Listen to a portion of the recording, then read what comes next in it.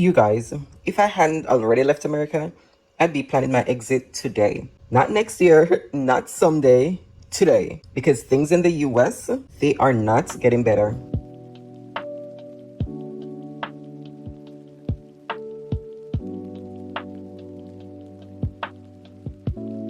Right now, people are leaving the US in record numbers. The cost of living is crushing, healthcare is unaffordable, safety is a concern, and uncertain, especially for Black folks. And most of us can feel it. It's only gonna get worse. But the truth is, you don't need to be rich or retired to leave. There are real, everyday options for people like us to build a life abroad. And I'm gonna break down 3 of the best ways to do it. In this video, I'm giving you 3 fully actionable ways to leave the US ASAP. You can teach English abroad, go by using a student visa, and move in as a digital nomad. Plus, I'll include a quick bonus on long tourist stay countries that you can use in an emergency if you just want to escape and figure it out while you go. First up, teaching English abroad. If you can speak English fluently, you already have a valuable job skill that is in demand worldwide. Teaching English is one of the fastest, most reliable ways to move abroad with legal work and often with benefits that cut your startup cost dramatically. What is a TEFL and why you need it? The TEFL stands for Teaching English as a Foreign Language. The standard credential most employers want is about 120 hours TEFL certificate. That's the industry benchmark because it includes lesson planning, classroom methodology, and a bit of practical teaching practice. A 120-hour certificate gets you the majority of the full-time visa-sponsored jobs abroad and also opens up higher-paying online teaching gigs. The typical routes in the countries that most expat target: South Korea. Many government and private programs hire native speakers and include monthly salaries, plus free housing and sometimes even airfare reimbursement. Typical starting monthly pay ranges commonly land in the mid to high thousands of USD equivalent, depending on program and of course location. The presence of housing and flight subsidy makes it easy to save while you're leaving and living abroad. If you head over to Japan, the JET program and private schools hire widely. Benefits vary, but packages often include flight support and housing help. I've seen jobs on the JET groups and JET websites that will give you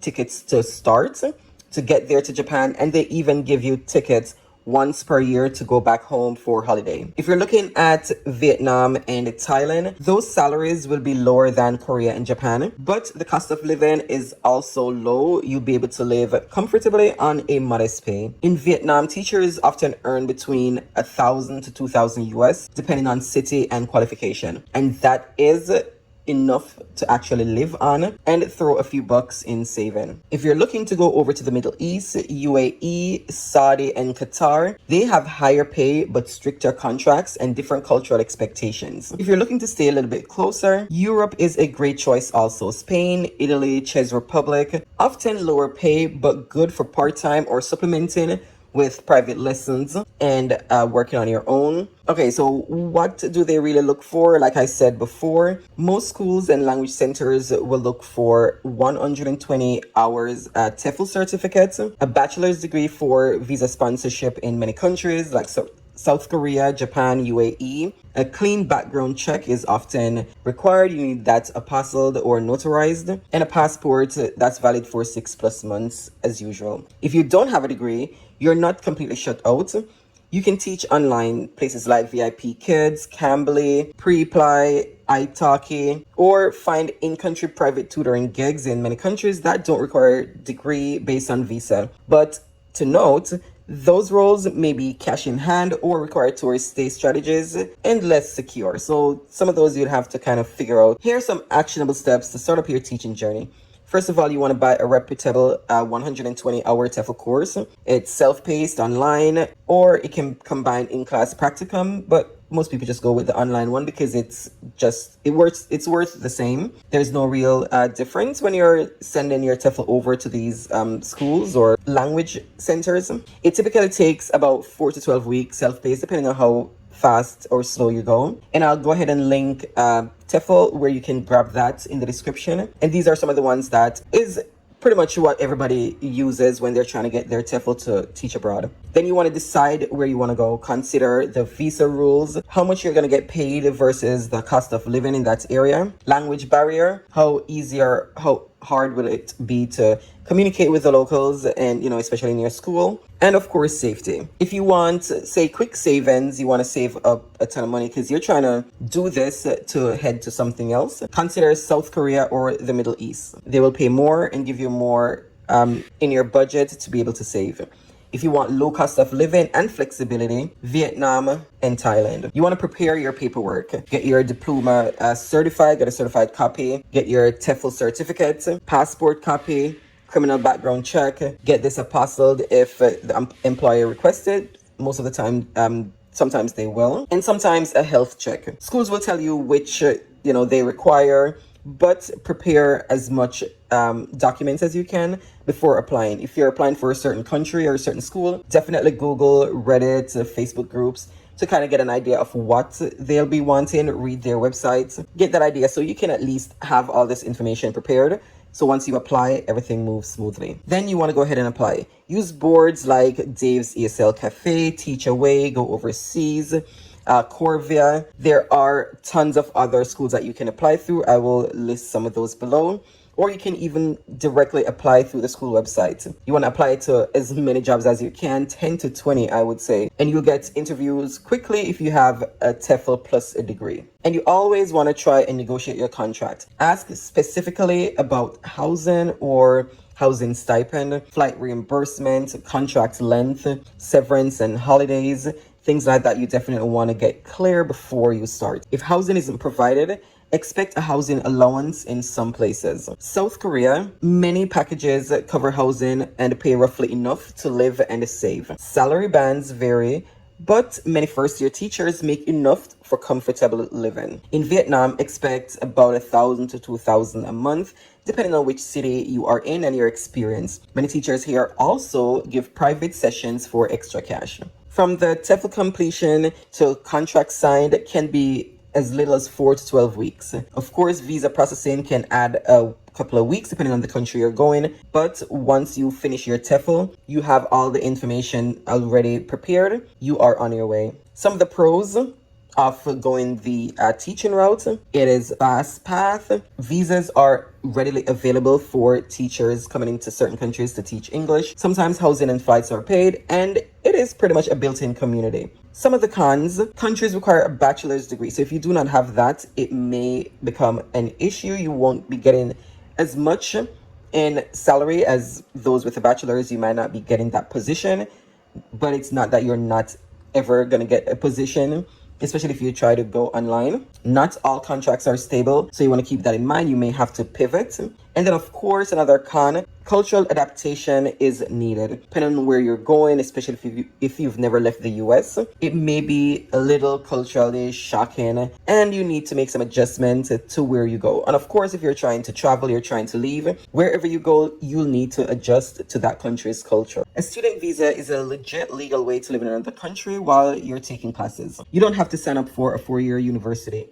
Language schools, vocational programs, and short-term diploma courses all work. A student visa works as a great path because it gives you a legal presence for usually months or years depending on the program length. Many countries allow part-time work on a student visa, which means you can learn while you figure out your next step. It's a great way to buy time while you network, search for work, or transition to another type of residence. Some of the best countries for student visa: Germany. Their public universities often charge very low or no tuition for international students, especially at the undergraduate and many master's level. Living costs still apply, but the tuition savings are huge. If you want a low tuition academic route, Germany legitimately lowers your cost of study compared to many other places. You need an acceptance letter and proof of funds. Spain is popular for language programs and universities. Student visa holders can often work limited hours and use the time to build Spanish skills and connections. Thailand. Many people use the Thai ED visa to study Thai cooking, or Muay Thai. These visas can be renewed and give legal way to stay in the country for a couple months to a few years. These rules and requirements have been changing, so definitely check that out. And I posted a separate video on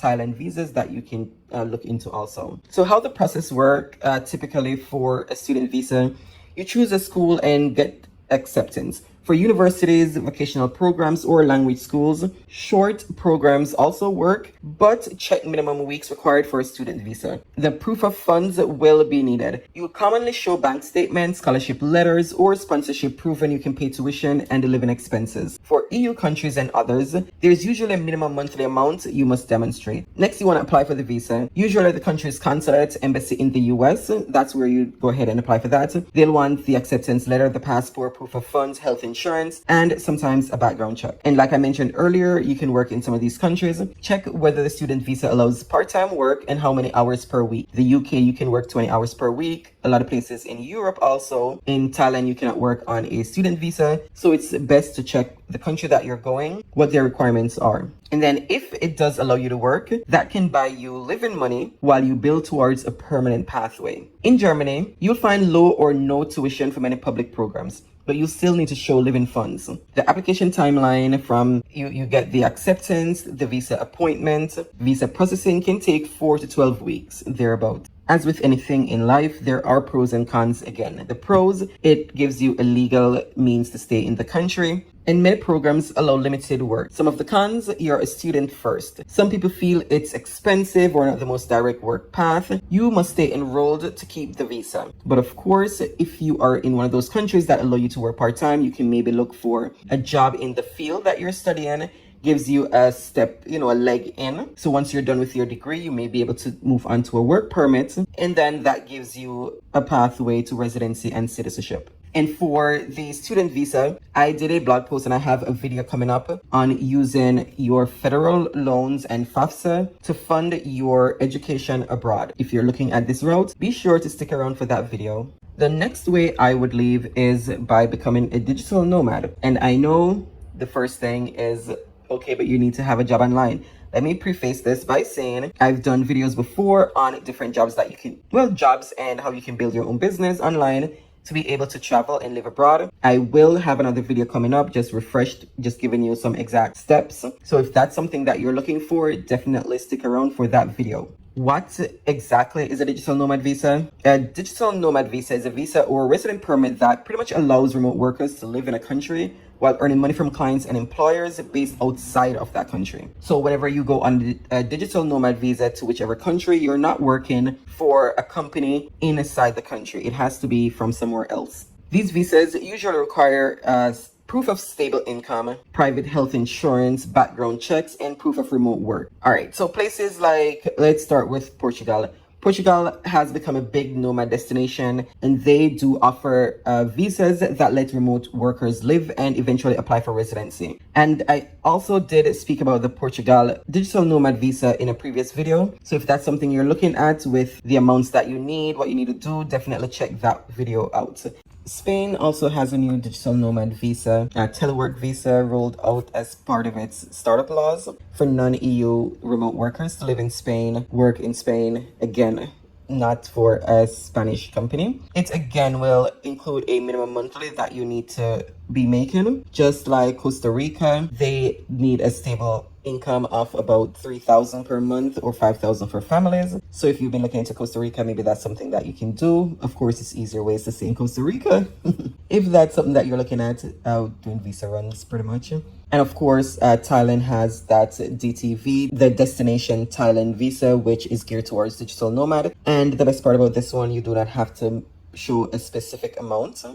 So it's relatively easier than the others, but it is not as stable, as you still have to do 90-day reportings and leave every 6 months, or renew or apply for an extension every 6 months. The other mentioned in Europe and other places, that's not needed. You get your digital nomad visa and you're good to go for however long the visas last. And I'd recommend the digital nomad visa if you're already earning remotely. This is pretty much the fastest legal route with the least change to your work setup. You keep your clients, just basically change your address. And if you want medium-term stability, this is a good one, especially for places in Europe, because this can sometimes lead to residency, which will eventually lead to citizenship. And for this type of visa, you normally need to show proof of stable income, recent bank statements, contracts, or invoices. For Thailand, you can show just a remote work contract if you have that,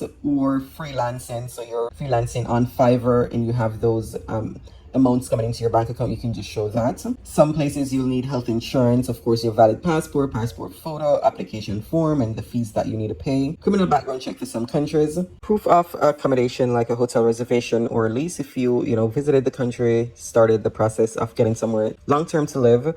Or like in Thailand, you can just show the hotel reservation that you'll have for a couple of days or a week until you find your long-term stay. And of course, for all of these countries, pretty much every country, you'll need to apply at a consulate abroad. If you are already on the road, you wanted to say come to Thailand, and you're already in Asia, heading over to Vietnam or Laos is super easy. Those are the countries that makes it pretty easy right now, but of course things change.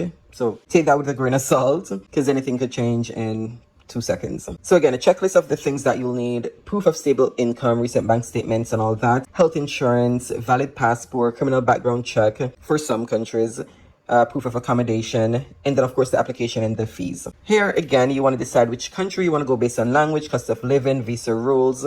Some places make it easier than some. Collect all the information and documents. Again, it makes it so much easier. So you have everything prepared and ready before you start applying, and they start asking for this and that, and it's extending the amount of time it's taking to get that visa. Buy international health insurance. Get a criminal background check from the FBI, and then again, it depends on which country you're going. For say Thailand, they don't require that. And then go ahead and get the application started. And then remember, processing time will take a few days, like in Vietnam or Laos, and can go up to a couple of months, depending on which country you're going. If you're going to somewhere in Europe. Again, taxes, you are not automatically exempt from local taxes. And I'm speaking on Thailand because this is where I am. If you stay in Thailand for more than 6 months, so if you're on the DTV, you stay for more than 6 months, you risk becoming a tax resident. Of course, there are ways around that, but these are things that you need to know so you can work around it and not having to pay tax twice.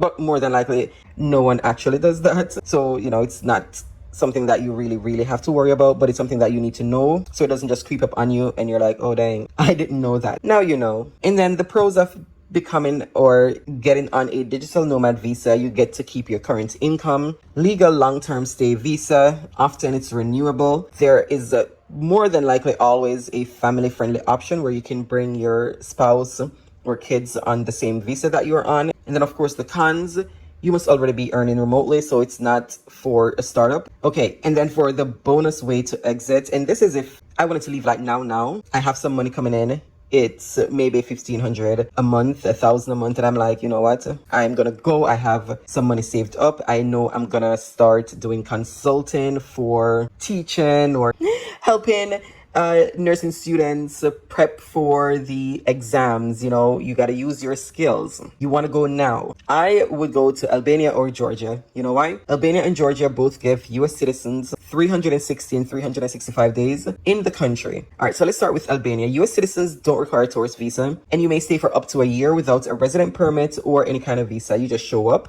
you get stamped in for 1 year, and you're good. If you want to stay longer than a year, you need to apply for residency, and I spoke about that before in a video. It is not hard. It is not a lot of requirements, so it would be fairly easy to do. But if you're not ready for residency, but you want to stay a little bit longer than a year, or you want to, keep going, give it another year to see if you really want to stay there, you have to leave for 3 months. Then you can go back and get another full year. And this makes Albania a fast, low barrier option into Europe. And then for Georgia, they allow US citizens visa-free stay for up to a year also, making it an incredible short-term relocation option. You can arrive visa-free and then figure out a longer-term plan while in the country. Again, I spoke about Georgia before. They also make it pretty simple and easy for you to get residency.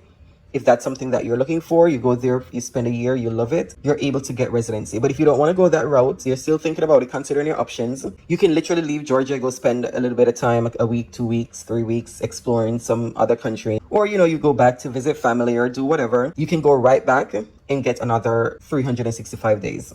For this, like, literally, you just need to buy a one-way ticket. You just need to buy a one-way ticket and show up. Use this time to build your business.